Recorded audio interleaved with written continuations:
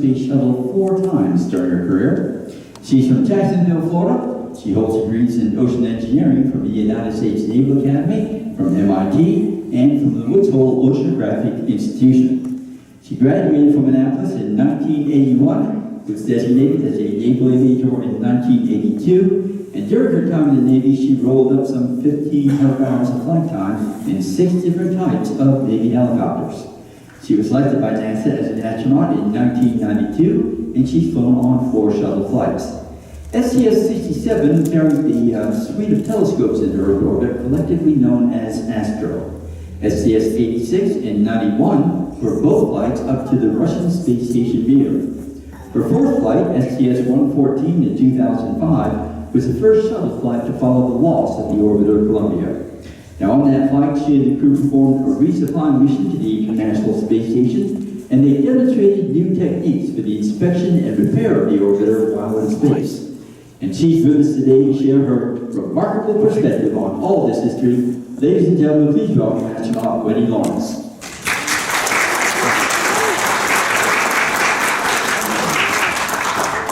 Well, good morning, and thank you very much. Let me also welcome you here to the Visitors Complex. A great place to spend your day, particularly if it's a little cold, because there are a lot of inside activities for you.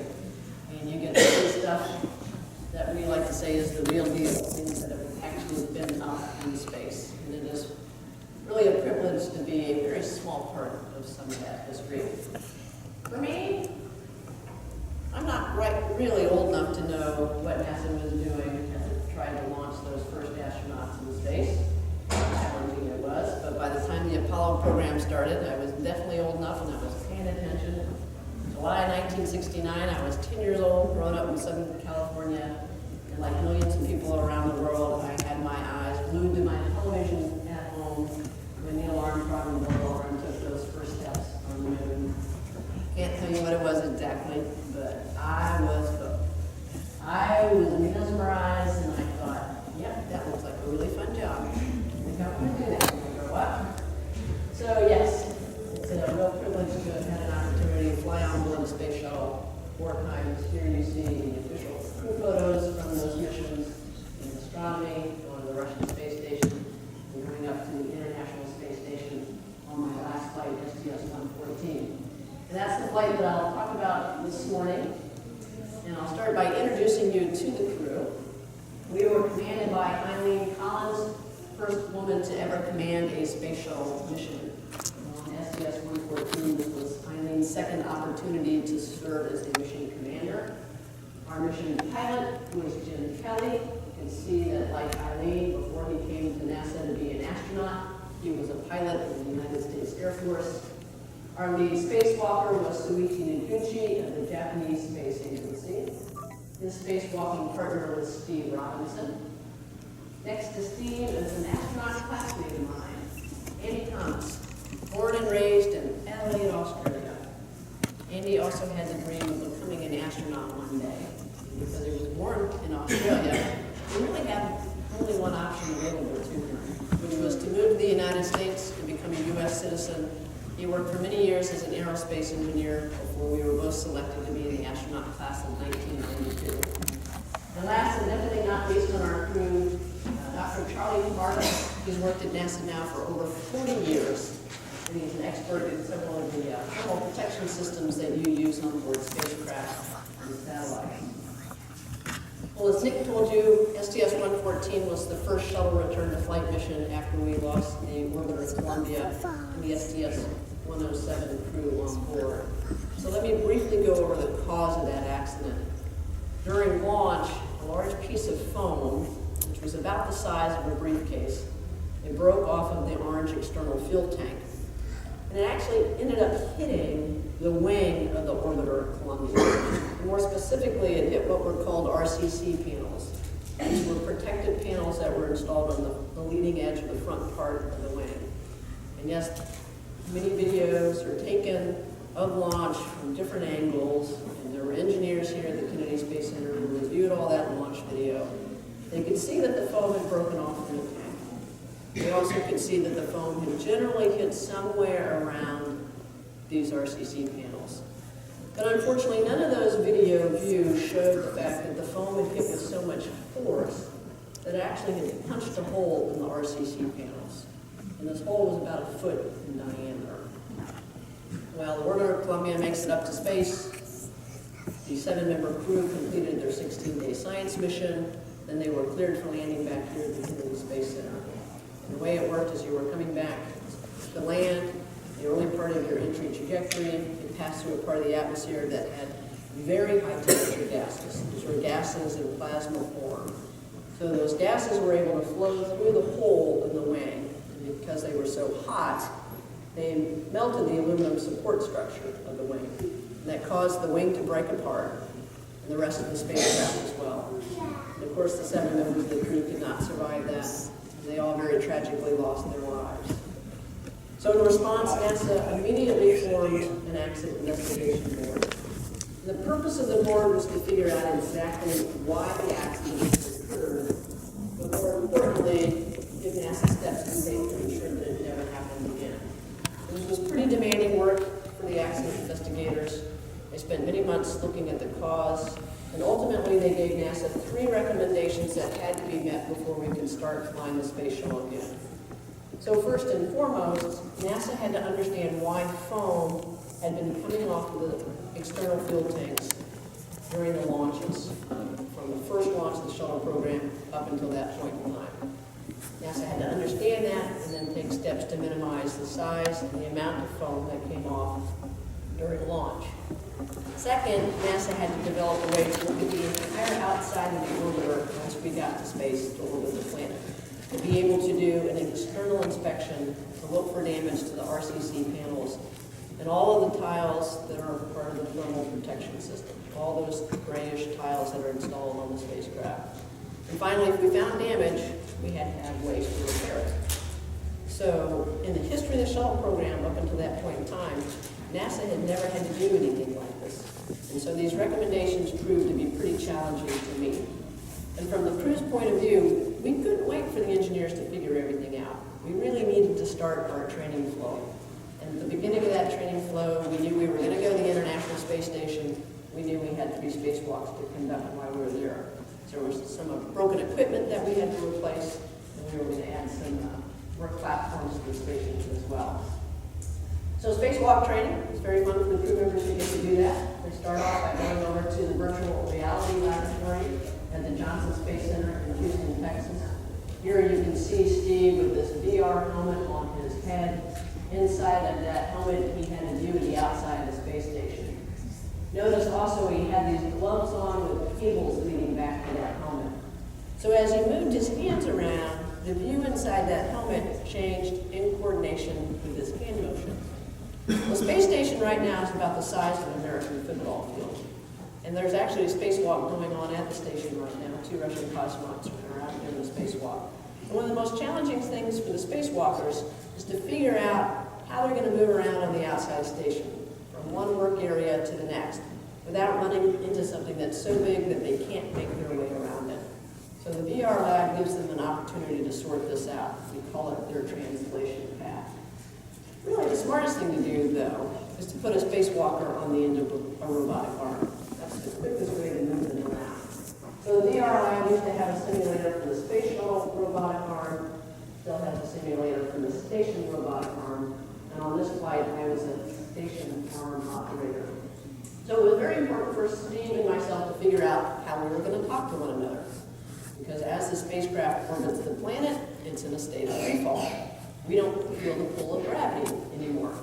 So that means that simple words like up and down can mean anything you want them to mean. And Steve was on the end of my arm at one point in time, and he said, "Hey, I want to go up." I needed to take a moment to say, "What do you mean, Steve? What does up mean right now? Is up over your head, or is up the way we've chosen to define it at the space station, what we call our coordinate system?" We sort all that out, and then we move on to the most realistic facility available for spacewalk training, again at the Johnson Space Center. It's called the Neutral Buoyancy Laboratory, NBL for short. It's the world's largest swimming pool. 200 feet long, 100 feet wide, 40 feet deep. It holds 6.2 million gallons of water. but the pool is actually not large enough to put a mock-up of the entire space station in it, so instead just a few components. Mock-ups made. Here you're looking at part of the truss structure. The solar arrays are attached to that.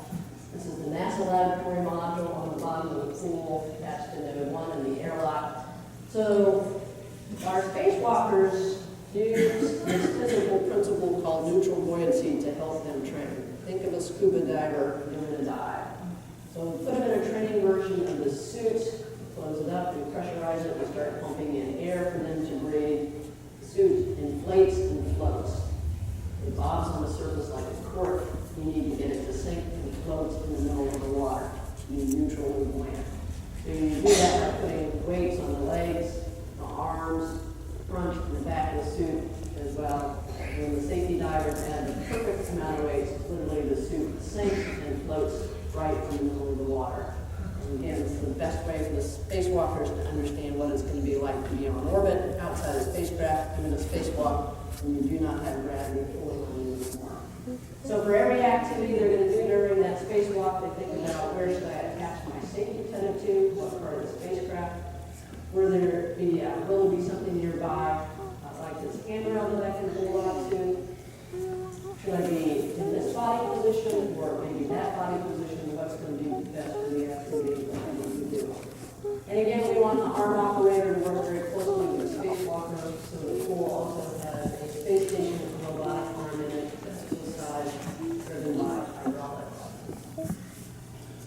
Well, I think the engineers would tell you that the most challenging recommendation to me was that of figuring out ways to repair damage to the RCC panels and the tiles and the thermal protection system. So here you're looking at a couple of astronauts who were flying on board the zero-G aircraft. You can see they were trying out these tools of different sizes and shapes. They were trying to spread this orange material into an area of tile that had been damaged in a way similar to how it would be damaged if it was hit by a piece of foam. And it was very important that the surface of this orange material was smooth and it was level with the surface of the tiles. Now this orange material, it had the consistency of peanut butter. So we gave it the very technical nickname of the goo. And the goo ended up not being ready for our mission for a variety of reasons. So during the first spacewalks, we've been using some tiles that have been put together like this, installed on the work platform on the back part of our payload bay. Steve and Suichi went out to experiment with this gray material, and they used something that looked like a shoe polish applicator and dabbed it into place in this damaged part of the tile. And then I'm not kidding here, they used a foam brush that had been purchased at Home Depot to spread the material around through the rest of the damaged site. So after landing, the engineers did further analysis on this gray material. They were pretty pleased with how it worked. Steve and Suichi said it was easy to use up in orbit, even with the temperature extremes that we experience as we go around the planet. So this material ended up flying on all the remaining shuttle missions. Unfortunately, no one ever actually had to use it for repair. Well, as I said before, very challenging to meet all those recommendations. It took many, many months of very demanding work on the part of our scientists and engineers. 2.5 years after the Columbia accident, we were finally ready to launch. So here you see a picture of the STS-114. We were coming out of the quarantine facility here at the Kennedy Space Center. It was July 26, 2005. About 4 hours prior to launch, we were getting on that silver Astrovan to make our way out to the launch pad. And when you go over to the Atlantis building, you can see that Astrovan. The commander was the first one in the spacecraft, and about 3.5 hours prior to liftoff, followed by the rest of the crew. And here's a picture from the training exercise in the Jacksonville Space Center. But nevertheless, it gives you a great opportunity to see what it was like to be on board during the launch count. Yes, we relied on our backs. In fact, we relied on our parachutes, waiting patiently for our opportunity to leave the planet. I'll show you that in video form. All of that was known as the space shuttle. That part was the orbiter. The orange external fuel tank holds about 500,000 gallons of hydrogen, oxygen. They were burned in the fuel cell engines. They were commanded to light off in about 7 seconds prior to liftoff. descent, the solid rocket boosters lit off, and suddenly it was 6.5 million pounds of thrust. Yes, a lot of vibration. Yes, we bounced around quite a bit. And we're about the first 30 seconds after liftoff, we built up to what was called 3G. So imagine somebody sitting on your chest. And that's what it felt like. It was incredibly heavy sensation that made it difficult to breathe, virtually impossible to hold your arm out in front of you. This was one of the modifications that was made post-Columbia accident, installing some cameras on the outside so we could look back at the RCC panels. Also gave you a great view of us leading our launch pad and our cruise line behind. Solid rocket boosters had about 2 minutes worth of fuel. They were then jettisoned. They fell back into the Atlantic Ocean where they were picked up and brought back to the Kennedy Space Center to be used on a later shuttle mission. And it only took us 8.5 minutes to get up into space. We got rid of the external fuel tank, and then it was our job to take our rocket ship and convert it into the place where we would live and work for the next 2 weeks or so. So we were going up to the International Space Station, so that meant our third day in space, what we called Flight Day 3, was devoted to rendezvous and docking, NASA's way of saying we were going to bring the two spacecraft together. So we had 4 members of the shuttle crew on the rendezvous team. So it was Eileen and Jim, we called in Vegas, myself and Charlie, we had the rendezvous team. And yes, the shuttle commander did manually pilot the orbiter during the final phases of the docking approach. And that activity required some pretty precise piloting on Eileen's part. Both spacecraft had what were called docking mechanisms installed, and you had to keep the center of those mechanisms aligned to within 3 inches of one another. Otherwise, they could not physically join themselves together. And this was an activity that Eileen made look very, very easy. This is the way the space station looked back in July of 2005. As you leave the theater, if you look at the mural on the far wall, you get to see the station in its completed form. It is the size of an American football field. This is a solar array that captures electricity and converts it into sunlight. Well, the Space Shuttle Orbiter, if you go over to see Atlantis, you'll see it with your own eyes. Also a very large spacecraft. As we thought about how we were going to do external inspection, that actually made it very, very difficult. We could not figure out one method that we could use to look at the entire outside as an orbiter once we were up into space. So fortunately, there was an engineer at the Johnson Space Center who really understood the laws of orbital mechanics, and he realized that we could take advantage of the standard approach that we would fly to rendezvous and dock the station. And when we got about 600 feet below the station, we could have the orbiter do a backflip. We could have it rotate around 360 degrees. And then we could use the crew members on board the space station to take pictures of all the tiles in the underside of the spacecraft. So here we are on rendezvous day, we're about 600 feet below the station. Eileen put a maneuver into the onboard computers that then told the maneuvering jets on the nose to fire to kick off the rotation, as you can see here. We were the first shuttle crew to ever do something like this, so apparently as soon as this picture got sent down to mission control, people called it the airplane shot. At this point in the rotation, that's when the station crew members had to go to work. They took visual cameras with powerful lenses. They took pictures of all these tiles. They sent those pictures down to the ground floor. The engineers to look for any damage. I said before we were doing a full backflip, so shortly after this point in the rotation, we got to watch space station rise up over the tail of our spacecraft. I'll show you that in a minute. So here we're back at the beginning of our flip, and from here we went into the docking of the space station.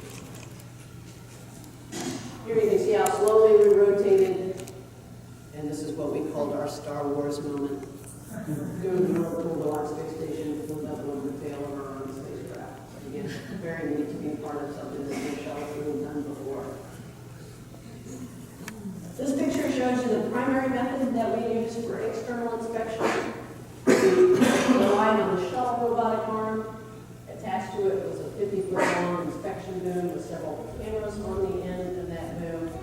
All of Flight Day 2, we flew the arm and we looked for damage on the RCC panels, the tiles on the side of the spacecraft, and our nose cap area as well. Very long day, kind of a tedious day as well. But not very well spent because even running spacecraft. And from the crew's point of view, we didn't think we had anything to worry about in terms of like spacecraft repair. A little bit more on that story later. Nice picture of myself in Vegas. We were in the NASA laboratory module flying the station robotic arm from the robotic workstation installed in that module. I had flown both shuttle and station arms. When you flew the shuttle arm, you were by windows. You could look out those windows and you could actually see the arm. Not the case when you fly the station arm from this location. But fortunately, cameras on the outside of the space station, and we can bring up those camera views to this video monitors so we can control the arm a little bit more safely. Fun arm to fly, very capable arm, and it was really fun when you had a spacewalker on that end of the arm. It was neat to get a free ride for me during our third spacewalk. And speaking of that third spacewalk, it's always interesting to see how engineers are going to respond to something they know very little about. So apparently when the engineers took the pictures of the tiles on the underside of the spacecraft, they saw a few of these things called gap fillers sticking up from in between the tiles like this. Well, the gap fillers were supposed to be in between the tiles because it was their job to literally fill the gap in between the tiles and keep the tiles in place during the vibration of launch. Gap fillers were installed during the processing flow here at the Kennedy Space Center. Apparently, if they were not installed correctly, thanks to the vibration of launch, they could work themselves up like that and stick up from between the tiles. So again, the engineers had never seen this before, and they did not like this. It made them really nervous and uncomfortable because they felt like they didn't know what was going to happen during the entry trajectory if these things were sticking up from between the tiles. So they made a decision that 2 of these gap fillers had to be pulled out before we came back from landing. Again, something no shuttle crew had ever done before, something that they had never even thought about before in the shuttle program. So this delayed our third spacewalk for a day, so our robotic flight controllers could think about how in the world would you fly a robotic arm down here? Could we even have to do that in a spacewalk around the end? And then our people who trained us to do spacewalks, they had to revise the procedures that we were going to use for our third spacewalk. So for the first part of the third spacewalk, it was my job to fly Steve down here, where no astronaut had been before. And here's one of the 2 gap fillers that he ended up being able to pull out with his own fingers. Probably the last 4 months or so before launch, we'd spent a lot of time as a crew training on very specific methods we were going to use to repair our spacecraft once we got up into orbit. Something bad happened. And suddenly we encountered a situation again that nobody had ever thought about before in the shuttle program. And I think this is a great tribute to the skills and the people who worked in that program. This was a situation, again, nobody thought about, but pretty quickly they put together a plan for the crew to carry out. And it was really quite fun to be part of something that no crew had done before. We were docked at the space station for about 8 days, and I got to fly the robotic arm every day that we were there. That was not my only responsibility. I also had to oversee the transfer of equipment between the 2 spacecraft. And by the time we docked there, it had been about 2.5 years since a space shuttle orbiter had been to the station. So as you can see, a lot of stuff accumulated. My job was sort it all out. Overall, we transferred about 11,000 pounds of material between the 2 spacecraft. But we get to work in a very fun environment because we float all the time. Technically, in this picture, I was upside down. No, gravity was not pulling the blood into my head. Everybody floats, every part of your body floats, and so gymnastics now becomes quite easier, very flexible a little bit. Even boring activities like gathering up water bags to fill can be a little bit more entertaining. And in this view, Charlie's showing you how you typically move around once you're up in space. No, legs are just there, floating behind you, along for the ride. It's really all about the arms. We tend to pull ourselves along hand over hand as we fly and float through the models. But at the end of your very busy workday, you find a window. You put yourself in front of it, and you watch this incredibly beautiful planet go by. A very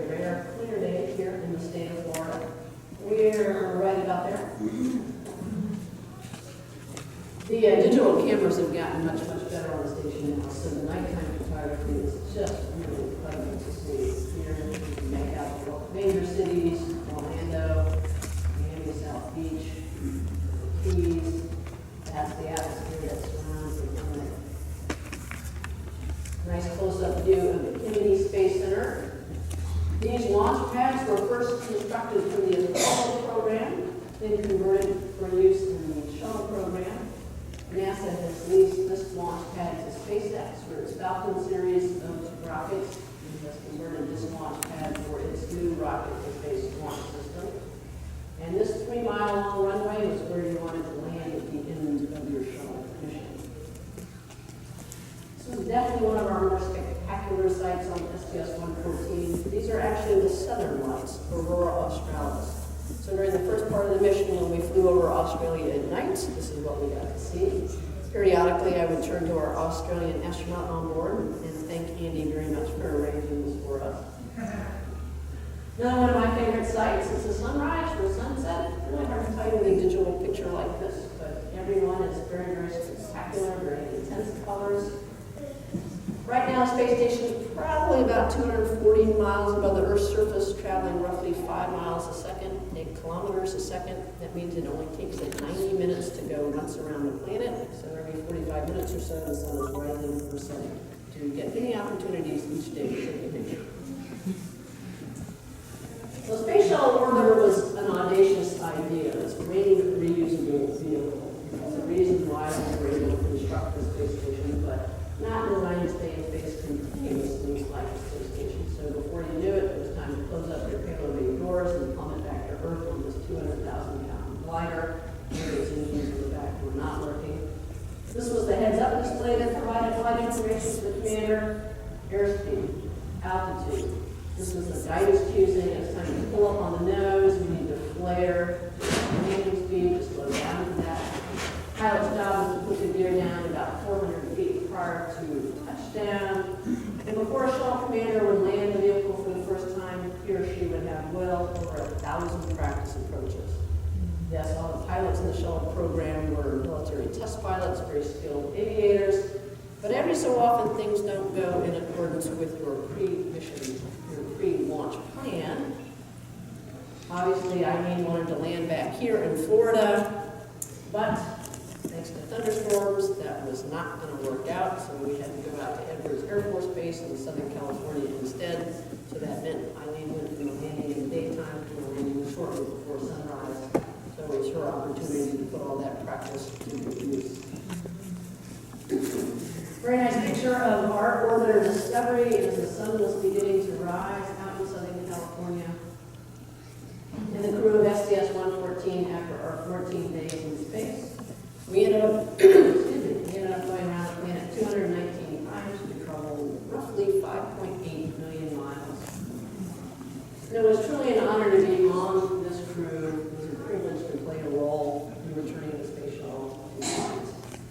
As we all know, the shuttle is no longer flying. It's been retired for many years now. But NASA's working on a new spacecraft. Because the space shuttle orbiter had wings, it meant it really could only fly around the Earth, to stay in what we call low Earth orbit.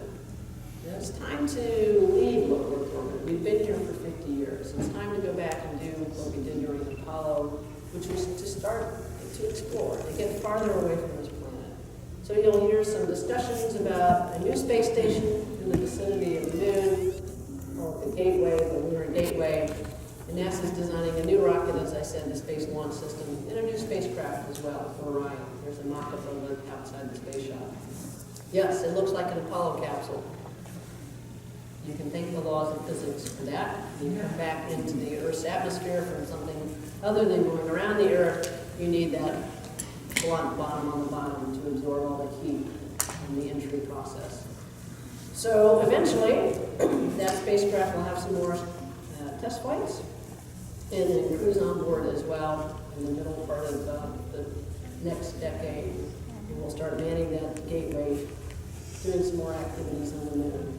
But really, it's just another step in the grand challenge of trying to have humans eventually go to Mars, to land there safely, to explore, and to return with that knowledge. So that's what the next generation gets to look forward to in the realm of human space flight. Taking on that challenge and putting their blueprints on the surface of Mars and coming back and telling their own stories about that. So with that, Nick, do we have time for some questions? Yeah, if you have any questions for Wendy, please feel free to go ahead and raise your hand. We'll bring the microphone to you. But about launch, landing, astronaut selection, Oh, wait. training. Do you have a anything in mind? question? Let's go ahead and take the first question right over here. I'd like to know something about the nature of hygiene aboard the straight Orbital spacecraft. Like the nails, particularly, they grow, rapidly, particularly when you get older. So,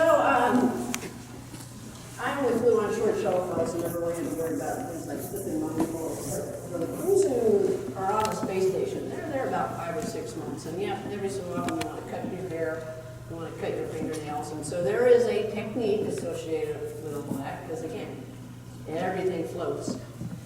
You don't have gravity to help you, which means we actually have to circulate our own air. On Earth, there's a natural circulation that occurs because the air doesn't have the same amount of density, so you get pockets of different densities or different waves, and that sets up its own natural circulation. We have one as well.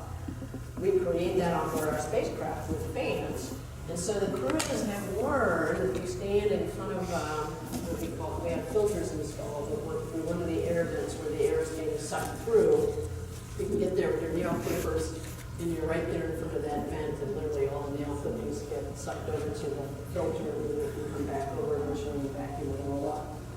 The process of cutting your hair is a little bit more clever. The engineers took standard barber shears, hair cutters, and they modified it so you can attach the end of the vacuum cleaner hose to it, so you can cut hair and vacuum it up all at once, so you have to maintain the things floating around the air, like hair clippings. Okay, question right here. Yes, I saw a picture of the crew in orange suits. I believe they were in orbit, and they seemed to purposely cross their arms. And I'm wondering if there was a reason for that. It just seemed very deliberate. It was in the other presentation. Well, I will tell you, every part of your body floats on its own.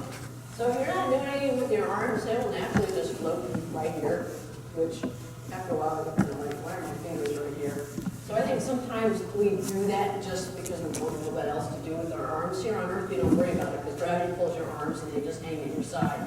Up on orbit, they do this, and so you're like, That's what it looked like. yeah, I mean, it's kind of intentional. Okay, we'll take a couple more questions. Is there any sort of life? Is there any sort of life? We don't know. Think about it. Most of our space missions put satellites in orbit around the Earth, or humans in orbit around the Earth. So we've gone around the Earth a lot. We've only sent a handful of spacecraft to other destinations. Probably may have heard this week that there's a satellite that's approaching an asteroid to take a sample and bring it back to Earth. We just put the InSight lander on the surface of Mars to do more exploration. But we've really explored very, very, very little of our own solar system. So I don't think we can answer that question yet. And we need to keep looking. Okay, question here. Hi, I was wondering, did you have difficulty walking when you got back after floating for so long and not being able to use your legs or then walk? Yeah, gravity's not fun to come back to. And it's really fascinating how quickly your body forgets what it's like to work against gravity. And we don't think about this. We do this all the time down here on Earth. And so your arms, the muscles in your arm know the amount of effort that's required to lift your arms over your head or to pick your leg up and take a step. And you have not been working against gravity for a while, you come back and you go, ooh, my goodness. Wow, I feel like I'm made out of lead. It's so heavy, and your leg muscles go, you want me to do that? Wow, that's hard, that's heavy. And so, yes, there's this rude reintroduction to gravity here. So after 2 weeks, it's not so bad. Imagine being away from gravity for 6 months. So the crews who come back from the space station, they actually go through the structured rehabilitation program for 3 weeks after landing. They're first put in a swimming pool so they can do some kind of light aerobic exercise, get their muscles working against the resistance of the water, just to get used to having to work against the force of gravity again. So, yeah, they'll tell you it's not really fun to come back. Okay, we got the last question right here. What do we eat in space? Yep, give Kevin a moment up there and he will pull up some pictures. So you can go to the space shop and you can see the astronaut ice cream. I will tell you right now, we don't like freeze-dried ice cream. We don't think it tastes good. We want real ice cream. But a lot of our food is freeze-dried, meaning we have to put water back in it. So here's an example of the type of food that's been freeze-dried. This is where we put the long needle in to dispense water into the food. This type of food is prepared in a way where we don't have to refrigerate it. It's similar to what people in the military have, meals ready to eat. So here you can see the food that's been prepared. Different crew wants to have Thanksgiving on orbit, slab of turkey, candied yams, cornbread pudding. So there's a great deal more variety to the food. It actually tastes pretty good. One of my favorite menu items in my last life were chicken enchiladas. Yeah, they were really good. So we appreciate the very dedicated group of people who work in the Johnson Space Center whose job it is to come up with different types of food for us to eat in space. Okay, one more right here. Yeah, hi. Have you seen any UFOs or anything other strange things? No, not really, but again, think about where I've been, just around the Earth. We've done it a lot, 800 times, but that's probably no higher than about 250 miles off the Earth's surface. So I have explored very little. So just because I haven't seen anything or anybody I've flown with doesn't mean it's not there. We just haven't explored enough to be able to answer that question with a definite yes or a definite no. Now we're going to set up with a photo opportunity with Wendy out in the lobby.